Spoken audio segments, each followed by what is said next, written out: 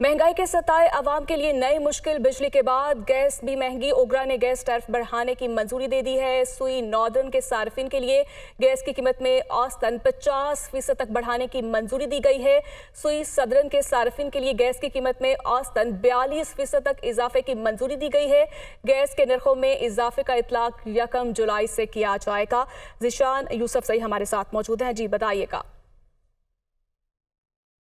देखिए महरीन, हमारे पॉलिसीज़ का मसला यही है कि हम यहाँ पर लोगों को आदी तो कर लेते हैं एक चीज़ का, लेकिन फिर उनको तसलसल नहीं रख सकते। इसी तरह गैस में भी यही मसला है कि गैस सारिफिन को हमने आदी तो कर दिया, लेकिन अब वो डिमांड नहीं पूरी हो जा रही, और जब गैस की डिप्लीशन हो रही है तो यहाँ पर कीमतों में इजाफा किया जा रहा है। एक जानिब IMF की डिमांड है, दूसरी जानिब ज़खायर की डिप्लीशन भी हो रही है। यहाँ पर जो बिजली की कीमतों में इजाफे के साथ साथ गैस की कीमतों में भी इजाफा हो गया। ओगरा ने जो है मंजूरी दे दी और वफाकी हुकूमत को ये भिजवा दिया गया। इसके साथ बाद अभी वफाकी हुकूमत मंजूरी देगी और ये लागू हो जाएगा। अगर कीमतों की बात की जाए तो सुई नॉर्दर्न है उसके लिए 50%, और जो सुई सदर्न है तो उनके लिए। बहुत शुक्रिया आपका। साइफर तहकीकात की इस बार खबर है। शाह महमूद कुरैशी और असद उमर ने FIA को बयान रिकॉर्ड करा दिया है। शाह महमूद कुरैशी और असद उमर बयान रिकॉर्ड कराने के बाद FIA ऑफिस से वापस रवाना हो गए। सूरत हाल क्या रही, इस्लामाबाद से आदिल तनोली हमें बताएंगे। आदिल, अपडेट कीजिए इस बारे। हाँ जी, देखें, साइफर से मुतालिक तहकीकात के लिए जॉइंट इन्वेस्टिगेशन टीम के साथ साबिक हुकूमत के साबिक 2 वफाकी वज़रा असद उमर और शाह महमूद कुरैशी जो हैं वो FIA हेड क्वार्टर में आकर उन्होंने अपना बयान रिकॉर्ड करवा दिया है। आज दिन 11 बजे का वक्त मुकर्रर था शाह महमूद कुरैशी का, और शाह महमूद कुरैशी पेश हुए हैं। तकरीबन 2 घंटे तक वो FIA की तहकीकाती टीम जो है उनके सामने मौजूद रहे और अपने बयान रिकॉर्ड करवाए हैं, जबकि असद उमर जो है वो 2.25 घंटे उन्होंने FIA हेड क्वार्टर में जॉइंट इन्वेस्टिगेशन टीम के सामने मौजूद रहे, और उनकी जानब से भी साइफर से मुतालिक बयानात जो थे वो रिकॉर्ड करवाए गए हैं। दोनों रहनुमाओं की जानब से ये बताया गया है कि कौमी इस्लामती के इजलास में जो बातचीत हुई उसी मौक़िफ़ के ऊपर कायम है। साइफर को एक हकीकत करार दिया गया है। शुक्रिया आपका।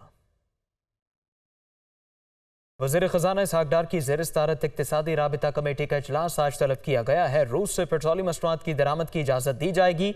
ECC एजेंडा है। एजेंडे में मज़ीद किन निकात पर गौर किया जाएगा, मुदस्सिर अली राना बताएंगे। जी मुदस्सिर। जी, वज़ीर ख़ज़ाना इसहाक़ डार की ज़ेर सदारत इक़्तिसादी राबिता कमेटी का इजलास आज तलब कर लिया गया है, और इक़्तिसादी राबिता कमेटी इजलास में 11 निकाती एजेंडा ज़ेर गौर आएगा। जो एजेंडा मौसूल हुआ है उसके अकॉर्डिंगली 47 अरब रुपए SDGs सस्टेनेबल डेवलपमेंट गोल्स की मद में मंजूर किए जाएंगे। रवां माली साल की पहली तिमाही के दौरान SDGs के तहत ये रकम मंजूर की जाएगी, और जो हुकूमती और जो इत्तेहादी हुकूमती MNAs होंगे उनको ये रकम डिसबर्स की जाएगी, ताकि वो अपने अपने हल्का बंदियों में तरक्याती कामों पर खर्च कर सकें। इसके साथ आज के ECC इजलास में वज़ीर आज़म रिलीफ पैकेज को उसकी कंटिन्यूएशन की मंजूरी दी जाएगी, और जो एजेंडा मौसूल हुआ है उसके अकॉर्डिंगली बहुत शुक्रिया एजेंडा बताने के लिए। सिंध असम्बली में ओपोजिशन लीडर की तब्दीली का इम्कान। PTI अरकान ने सिंध असम्बली ने भी हलीम आदिल शेख को हटाने की हिमायत कर दी है। PTI के मुतादिद अरकान ने ओपोजिशन लीडर के लिए MQM की रना इंसार की हिमायत की है। MQM की नामजद ओपोजिशन लीडर के लिए दीगर अरकान की दरख्वास्त कल तक जमा होने का इम्कान है। सिंध असम्बली में ओपोजिशन लीडर की तब्दीली का इम्कान है। इसी पर मज़ीद बात कर लेते हैं मोहम्मद अशद से। जी अशद, बताइएगा इस तब्दीली के हवाले से।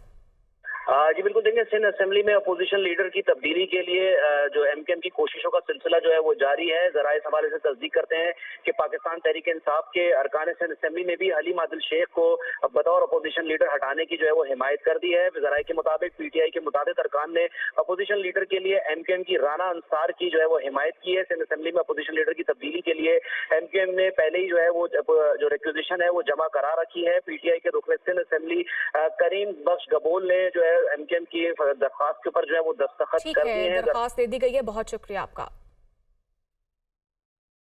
हुकूमत का इस्तेहकाम पार्टी से पहला बाज़ाब्ता राब्ता। वफाकी वज़ीर ख़ज़ाना इसहाक़ डार की जहांगीर तरीन की रिहाइश गाह बरामद। इसहाक़ डार ने जहांगीर तरीन के भाई आलमगीर तरीन की वफ़ात पर ताज़ियत की है। मुलाकात में मुल्की सियासी सूरत हाल और निगरान सेटअप पर भी तबादला ख्याल किया गया। इसी पर मज़ीद बात कर लेते हैं जावेद हुसैन से। जी जावेद, इस मुलाकात का अहवाल बताइएगा।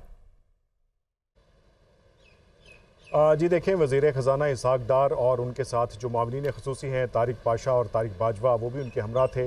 जहांगीर खान तरीन जो कि इस्तेहकाम पार्टी के सरपरस्त आला हैं, उनके रहायशगाह पर उनकी आमद हुई है, और इस हवाले से बताया गया है कि जो उनके भाई का इंतकाल हुआ है जहांगीर खान तरीन की भाई का, उस पर उन्होंने ताज़ियत का इजहार किया है। इस मौके पर जो मुआविन ख़ुसूसी हैं वज़ीर आज़म के ओन चौधरी वो भी मौजूद थे और ज़राए बता रहे हैं कि इस मुलाकात में ताज़ियत के साथ साथ जो है वो मुल्की सियासी सूरत हाल पर भी बातचीत हुई है और बिलखसूस जो निगरान सेटअप है उस हवाले से भी वज़ीर ख़ज़ाना इसहाक़ डार ने जहांगीर खान तरीन और उनके जो साथी थे उनको एतमाद में लिया है। जी ठीक है जावेद, ये बताइएगा मौलाना फजलुर रहमान भी दुबई रवाना हो चुके हैं? जी इस हवाले से तैयारी हो रही है कि पीडीएम के सरबराह मौलाना फजलुर रहमान से मुतालिक जो ज़राए बताया है ज़राए ने कि उनकी भी रवानगी का इम्कान है। जैसा कि मुस्लिम लीग नून के कायद मियां मोहम्मद नवाज शरीफ भी दुबई पहुंच चुके हैं और आसिफ अली जरदारी भी दुबई में मौजूद हैं, तो एक बड़ी बैठक होने जा रही है दुबई में जिसमें मौलाना फजलुर रहमान की भी रवानगी का इम्कान है और जब वो वहाँ पर रवाना होंगे उसके बाद तीनों रहनुमाओं की मुलाकात होगी, जिसमें ज़राए बता रहे हैं कि ख़ास तौर पर निगरान वज़ीर आज़म और निगरान सेटअप के हवाले से मुशावरत होगी और ये हतमी मुशावरत होगी जिस पर आइंदा की हिकमत अमली, सियासी हिकमत अमली वो भी तय की जाएगी। उसके बाद फिर जो निगरान सेटअप और निगरान वज़ीर आज़म का जो मरहला है उसका आगाज़ होगा। ठीक है, बहुत शुक्रिया आपका। और अब खबर है कि इंसदाद दहशत गर्दी अदालत की खुसूसी अदालत ने पीटीआई के 22 रहनुमाओं को इश्तिहारी करार देने की कार्रवाई का आगाज कर दिया है। हम्माद अजहर, फरूख हबीब, मियां असलम इकबाल, अली अमीन गंडापुर के खिलाफ इश्तिहारी की कार्रवाई का आगाज किया गया। मुराद सईद, अंदलीब अब्बास, जुबैर न्याजी, हसन न्याजी के खिलाफ भी इश्तिहारी की कार्रवाई का आगाज किया गया है। इंसदाद दहशत गर्दी की खुसूसी अदालत की जज अबहर गुल ने तहरीरी फैसला जारी कर दिया है। इस बारे हमारे साथ मौजूद हैं सीनियर तज्जियाकार कामरान शाहिद साहब। कामरान साहब शुक्रिया वक्त के लिए। हम देख रहे हैं तहरीक इंसाफ की सारी क़यादत पाबंदे सलासिल होने के करीब है, इसके असरात आइंदा इलेक्शंस पर क्या हैं इनके हवाले से?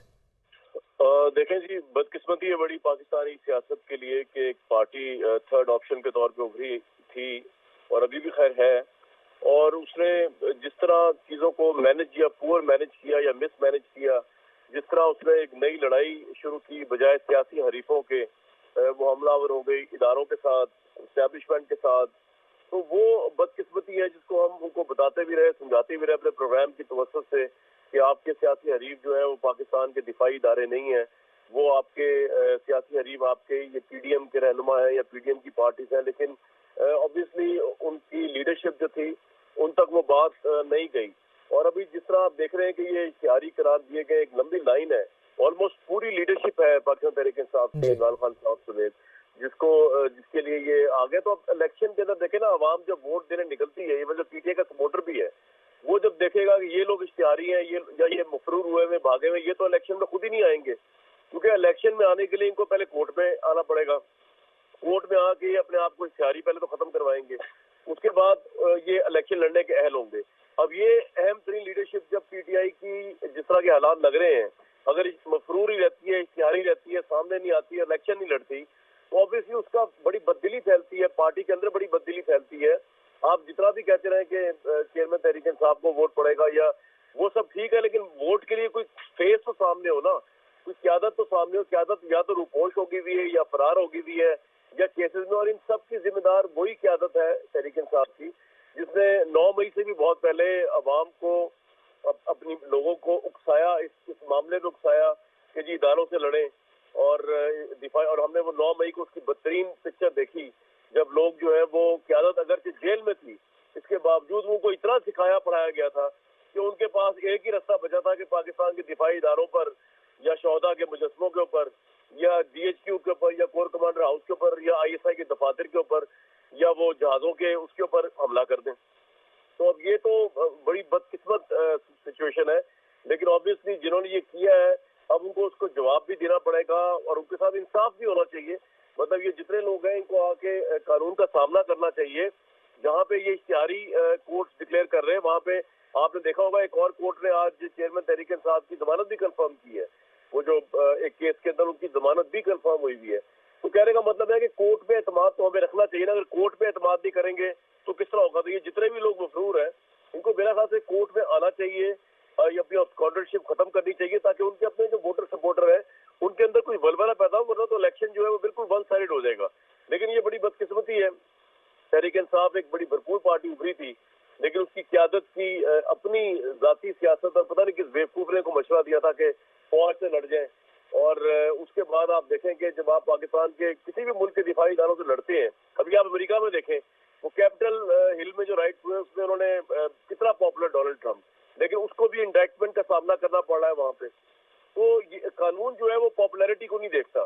قانون جو ہے وہ قانون ہے، آپ بھلا کتنے پاپولر کیوں نہ ہو، اگر آپ قانون آپ نے وائلیٹ کیا ہے، اگر آپ نے کسی کو اکسانے پر توڑ پھوڑ کی ہے، تو پھر وہی ہوگا جو آپ کے سامنے نظر آ رہا ہے کہ انسداد دہشت گردی خصوصی عدالت جو ہے اس نے 22 رہنماؤں کو اشتہاری قرار دے دیا ہے پاکستان تحریک انصاف کی.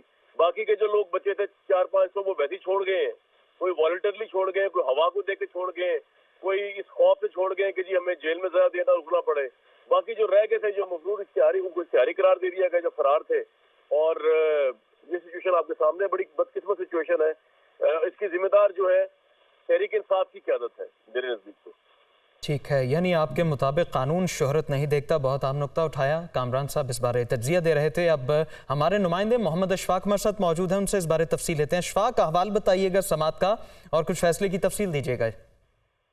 بالکل، لاہور کی انسداد دہشت گردی کی خصوصی عدالت کے جج ابر گل نے 3 صفحات پر مشتمل تحریری فیصلہ جاری کر دیا ہے. عدالت نے چیئرمین پی ٹی آئی کی بہنوں سمیت 22 رہنماؤں کو اشتہاری قرار دینے کی کارروائی کا آغاز کر دیا ہے.